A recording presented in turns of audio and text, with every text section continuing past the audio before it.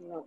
Okay, so today's webinar will be conducted by Dr. Freya Javeri Kharawala. She is a veterinarian, championship dog show judge, and editor of the INKC Dogs Annual. She'll be guiding today about novice puppy owners and prospective puppy buyers about choosing the perfect pup and raising a happy pet. The webinar is a part of the INKC series of free webinars for dog lovers and will be followed by a question and answer session. I request you all to please keep your mics muted so that we have a optimal webinar. Thank you. Hello, thank you for joining our webinar. We face a lot of questions and a lot of confusion when people are trying to buy puppies or raise their pups for the first time. So I'm hoping that this webinar is going to help guide people to raise their pups well. Even those who have had pups before or have had pets before and have faced certain issues and they don't know why they have. We're trying to keep the webinar short and put as much information into it as possible. So the first important step in is choosing the right breed. The right breed matters because if you are mismatched with the kind of dog you have, there are going to be a lot of problems. You need to be very realistic in your expectations of what you're choosing. A lot of people will pick a breed because their friend has that particular breed, or they've seen it on TV, or it looks cute, and especially looks cute as a puppy. But it may not be the most suitable breed for you. So every breed has been bred for hundreds of years for specific physical and behavioral characteristics. So when you are interested in certain breeds, I would first advise you to study the breed standards of those breeds. Really understand what the history of the breed is, and then you will know better what to expect and what the breed's requirements are. So the main questions to ask yourself: what are the breed's grooming needs and exercise requirements? Those are the two things that take up probably the most of your time. So how much time are you going to be able to give a dog to exercise your dog and to groom your dog? So even if I'm willing to spend 2-3 hours with my dog, but I'm not willing to do a lot of grooming because it's not something that appeals to me, I can't keep a Shih Tzu. I have to keep a pet which is easier to groom. These are very basic things that you need to consider before you choose a breed. After you get the pet home and you suddenly realize that you don't have the time to exercise them or don't have the time to groom them, you will face problems with your pet. And unfortunately, it's the pet that suffers and either gets neglected or gets abandoned.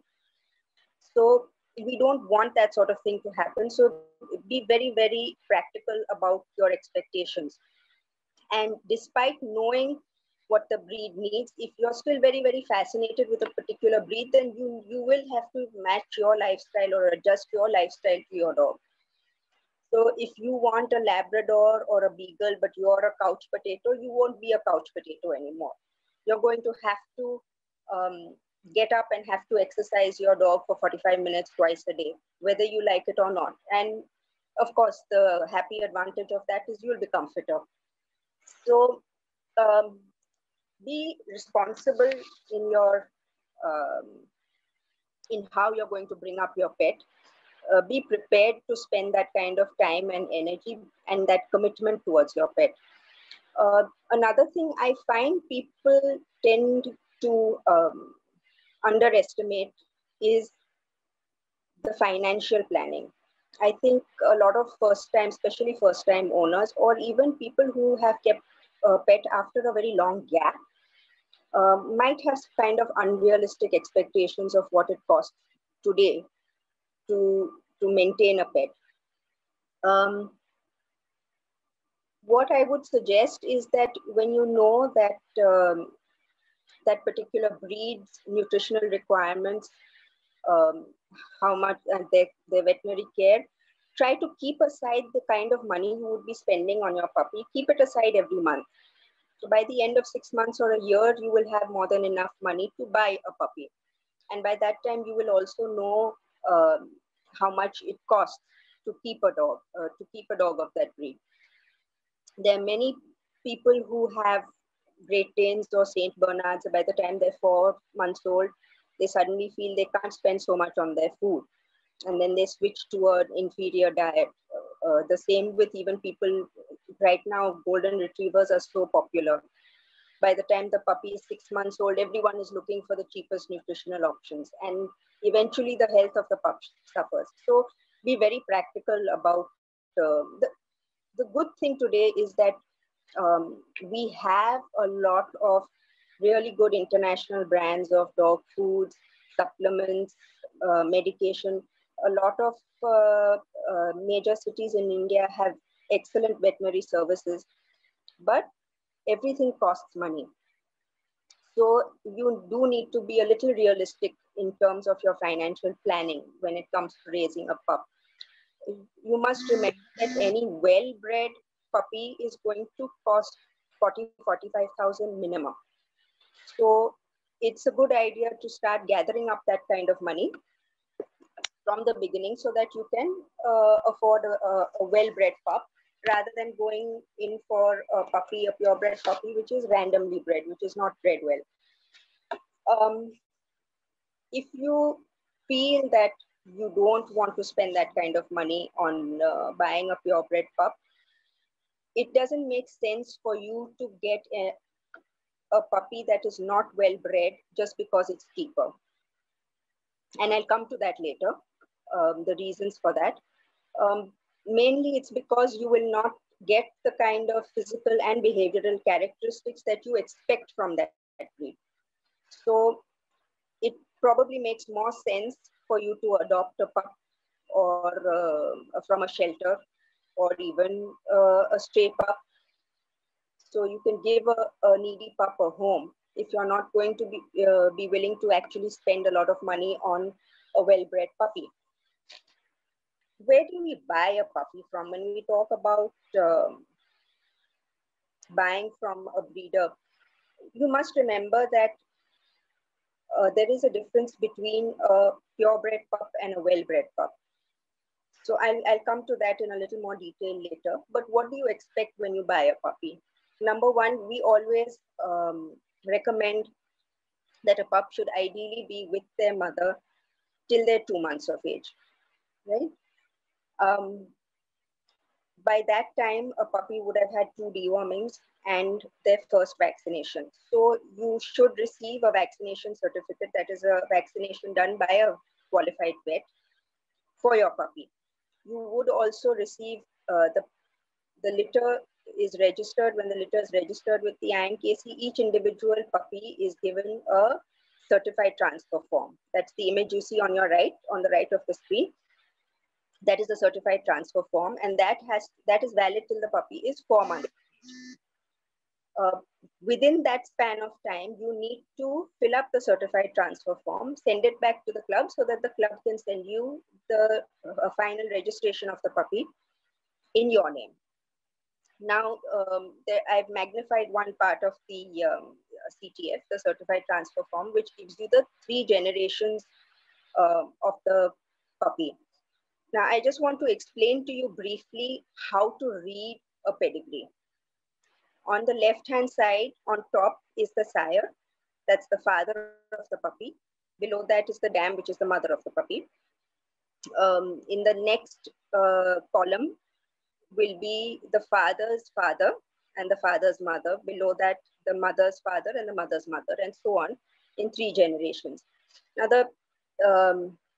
I don't know if this is big enough for you to read, but those names which have the title CH before it and are underlined, those are the champions in your puppy's 3 generations in their ancestry.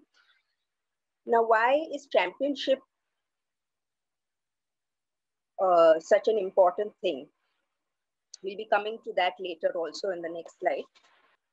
every purebred puppy can get a kennel club registration. That basically tells you that your puppy is of XYZ breed.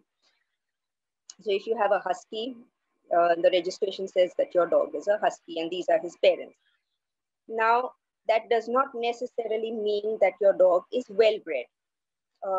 Well-bred, I think it's very difficult for me to give you a long lecture on how to study various dogs and various breeds. But if you are a first-time pet owner or you're a novice, a very simplified way I can explain to you is there should be at least 3 titled dogs, that is 3 champions, in the 3 generations of your dog's pedigree.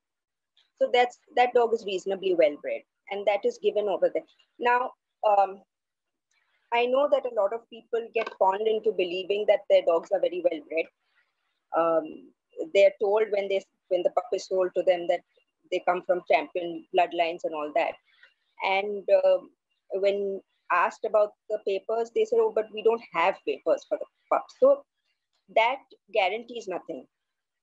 You need to have the papers of your pup with you, given to you when you buy the puppy. And if your puppy has 3 champions in 3 generations, you can reasonably assume that it's a well-bred pup. Genes matter a lot. And what makes a dog a champion? It's not a very easy title to get. Dog shows are not actually just frivolous beauty contests as some people think.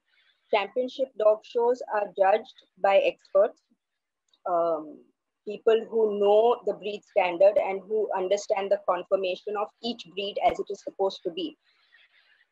Each breed has a standard which has served that breed for generations.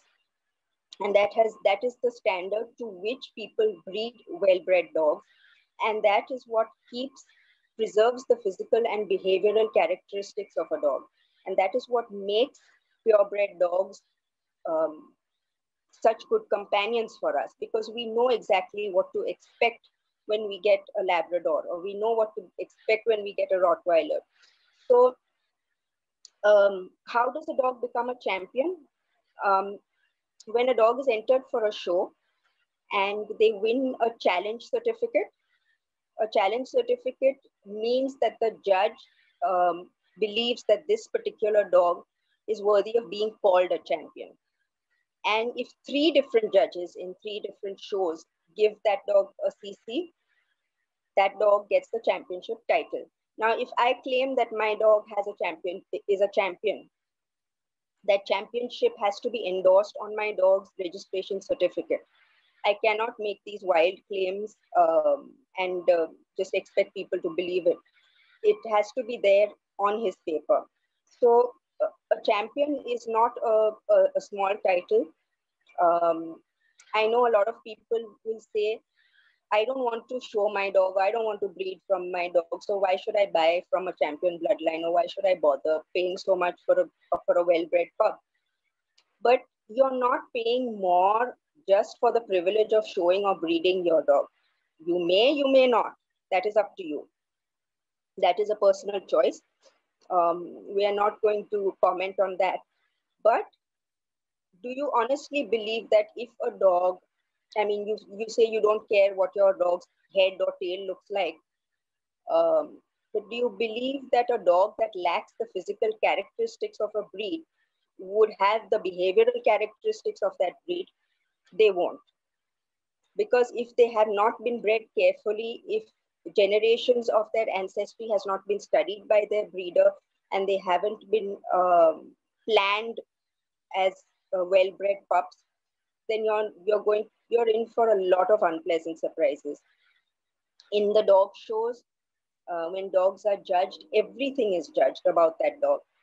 The structure of the dog, how, as we say, well put together they are.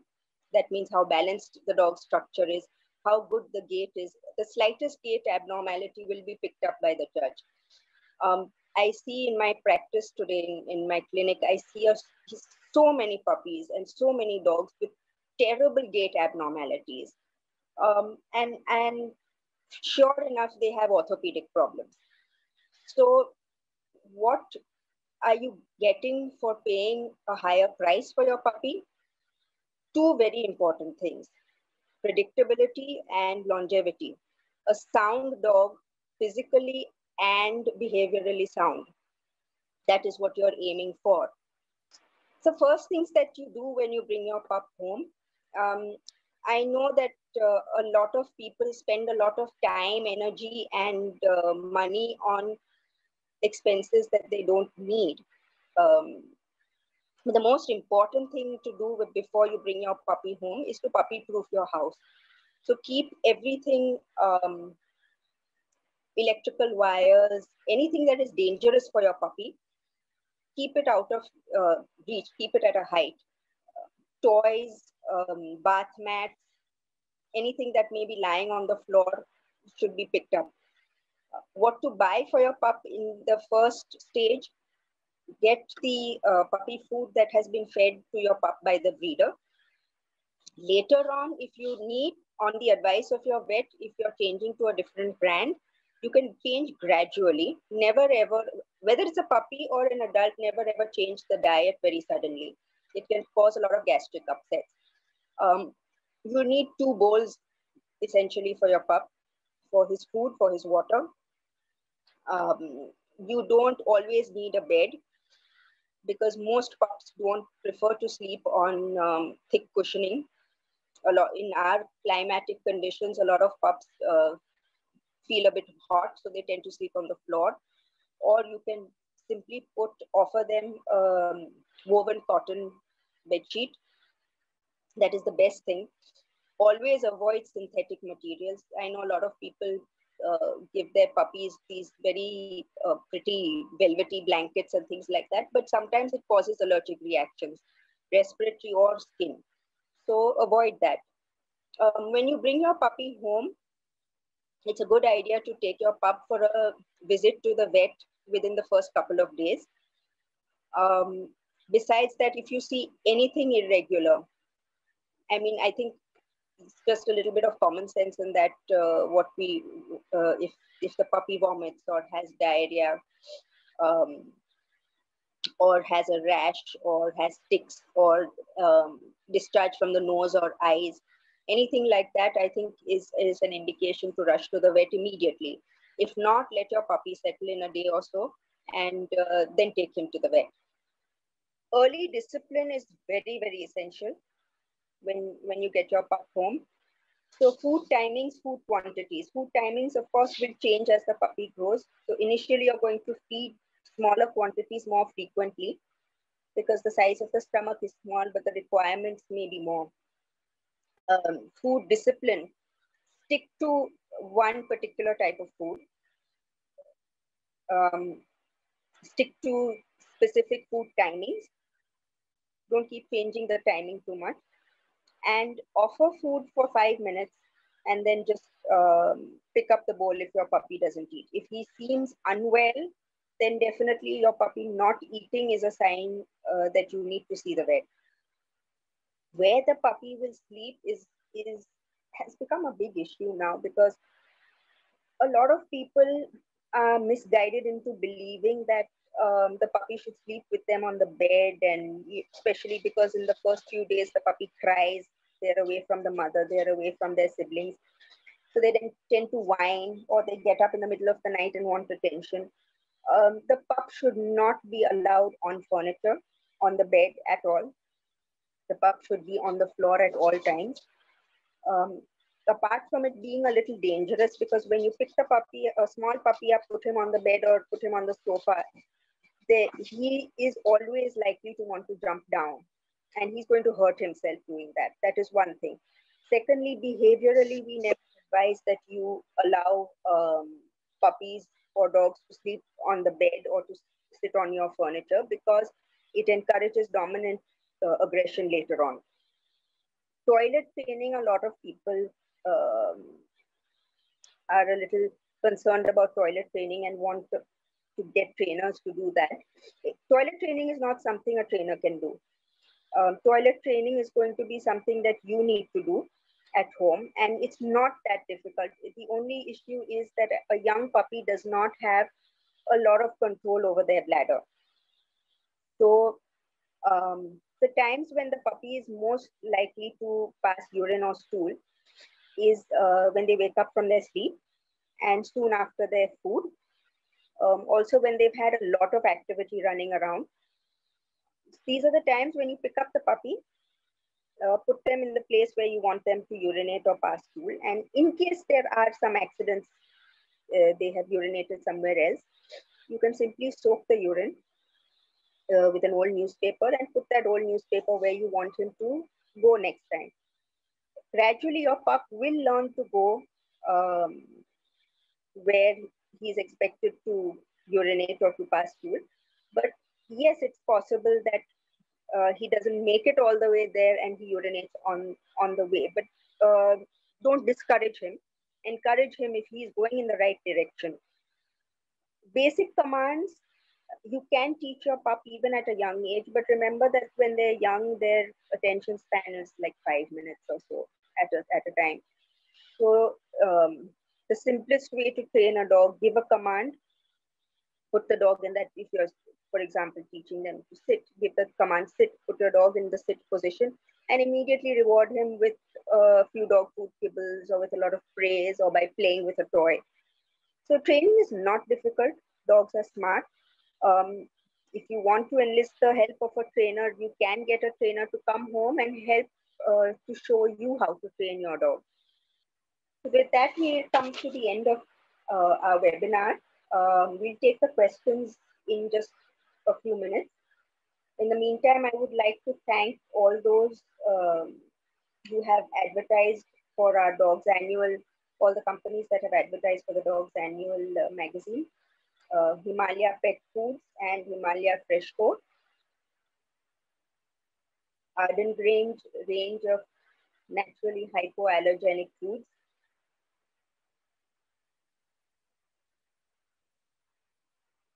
Taj group of pet-friendly hotels, especially the Taj President at Cuff Parade in Mumbai, which has a special cafe for pets.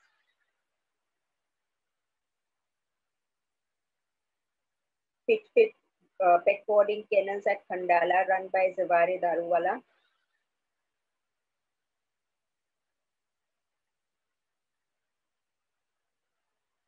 Gunjan Farms.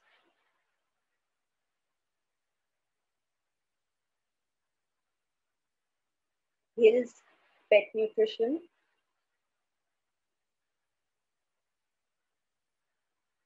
Oliver Pet Care. Wagging Tails Dog Training Academy. I'd like to tell you a little bit about our Dogs Annual, the current issue. The current issue covers a lot of interesting topics, and the 6 breeds that we have featured in this issue, which are featured in great detail. And I think anyone who's interested in any of these breeds, you should pick up this issue of our magazine, because it will give you a very detailed understanding of the breed and the breed standards. So in this, we have featured the American Cocker Spaniel, Beagle, Bichon Frise, Golden Retriever, Doberman, and Pekingese. So on the cover, you can see the Bichon Frise, who was our Dog of the Year. It's also a very interesting breed to keep. So all these breeds have been featured in this issue of our magazine. For anyone who's interested, please log on to our website. That's www.inkc.in. It has all the, it even has a lot of other information on pups for adoption, pups for sale, the pups that are registered with us, all that. So you can get a lot of information from our website. If you need to, you can email us for any information you need. So whatever breeds you're interested in, if you want any detailed information, which you're not able to get from our magazine or from our website, you can contact us. You can even call the club during working hours, Monday to Saturday. The number is 02222029106.